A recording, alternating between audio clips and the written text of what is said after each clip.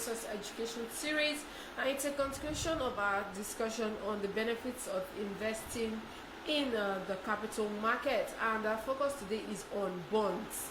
And I have here with me in the studio Mr. CSU Anyanwu.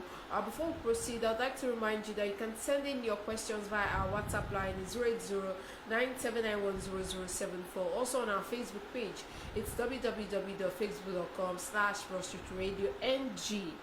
You're welcome, sir. Thank you very much. Thank you for listening. This is one program that comes your way every day. Every day we will try to educate you as an investor on where best to and why you must. We have been running a series for some time now on the benefits of investing in capital market instruments. We have handled the shares, equities, or ordinary, depending on what you call it. We have also handled preference shares, which, if you remember, we told you is a borderline or hybrid stock between debt and equity. We delved into treasury bills as part of the debt instruments.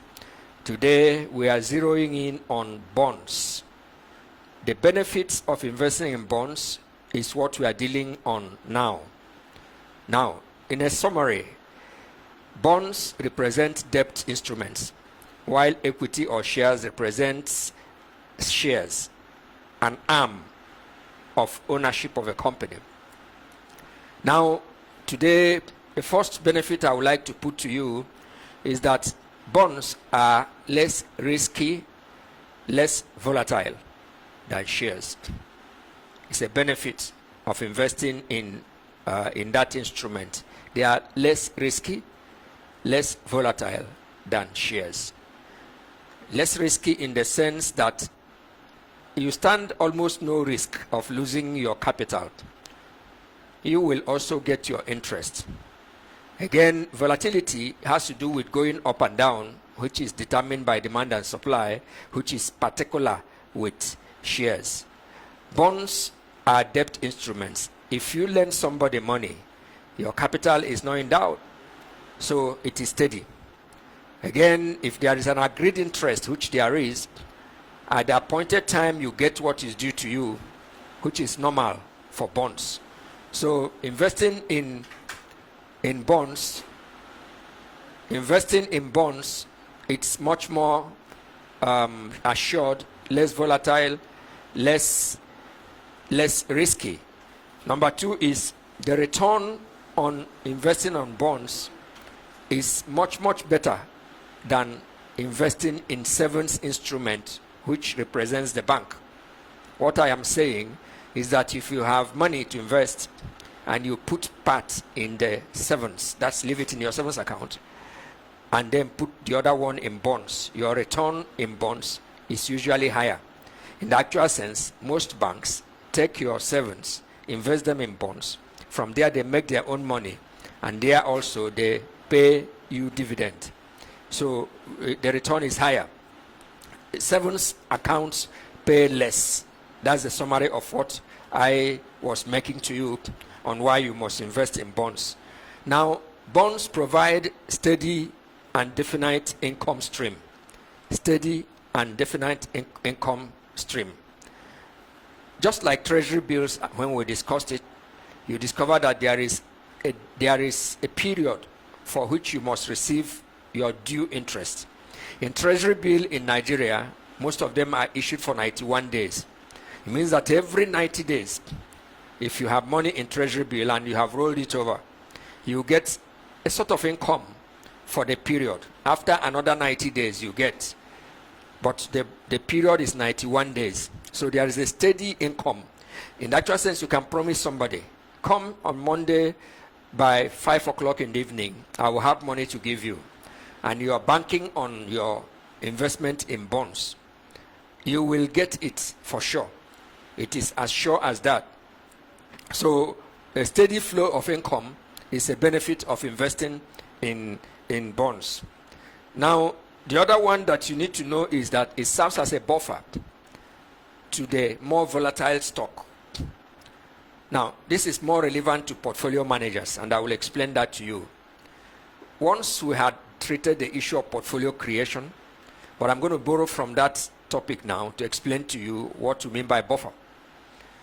In portfolio management, we create a basket of investments diversified and verified differently.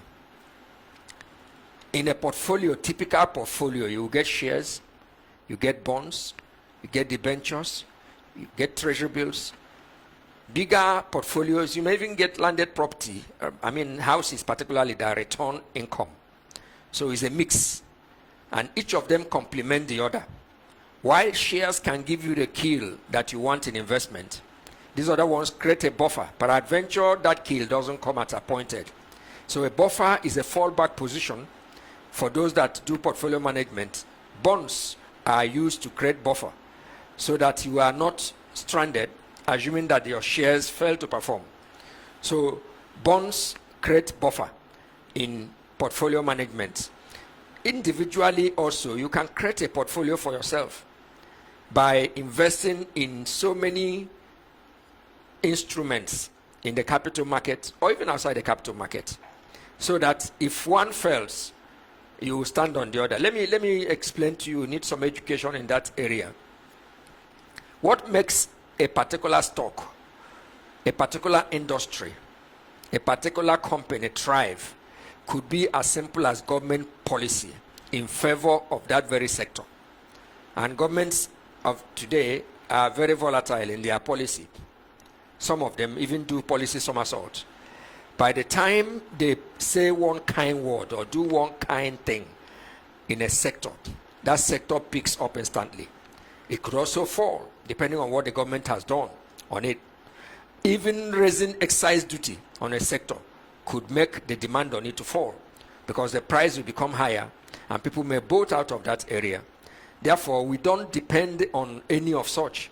We create a portfolio that is a mixed investment, such that if one area fails to perform, you do better and break even, investing and receiving income from the other area. Bonds are usually the area to go into. Okay? One way of preserving capital, and that's where I'm going to stop for today, that's the fifth benefit I've given to you, is to invest in bonds. What do I mean by that? Particularly if you are investing till end. Let me explain again. Bonds like treasury bills are discountable instruments. That's to say, if I have a bond that is for 1 year, I may not want to hold it up to that 1 year. Reason being that there is a need that has just arisen, and I feel like cashing it. If you want to do that, you will get paid for the period you have held it, get the interest due for that period. Some other person will take it over from there, just like in any other discountable instrument. Now, if you hold a bond till maturity, you have preserved your capital, you have also made some money. For you to understand it better, I will use shares for you.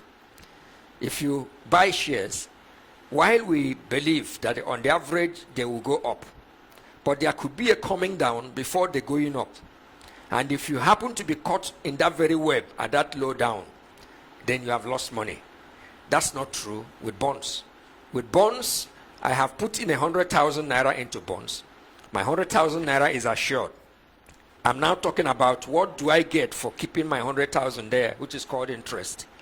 Now, it is a way of preserving your capital, not quite like shares, because you can put in your money in shares and something happened that you are losing part of your capital, or anything can happen. But bonds are assured, like treasury bills, they are assured. They are gilt-edged instruments. They are used to create buffer. So, but in all these good things I've said about bonds, and all the good things I said about shares, in all that I said about preference shares, and all those things, we do not put all our eggs in one basket. That's an old adage for you. We purposely diversify, creating portfolio that is a mix of different kinds of instruments. Some of them high performing, some of them not performing very well, but they have safety in them. So you are now combining so many characteristics in a portfolio, and that makes you safe. You will not be wrong doing a portfolio creation. But bonds represent the debt instruments, and equity represents shares, and each of them are the same coin, the same two sides of the same coin. Let me also give you another understanding you need to take. Whenever shares begin to fall in price, on the average, bonds will rise because there's a move. Bankers will move their money in shares into bonds or into debt instruments when the yield is higher. There's a return expected of each. Whenever share prices begin to fall, the banks move their money to debt instruments, including bonds and treasury bills. Therefore, they move almost in opposite direction.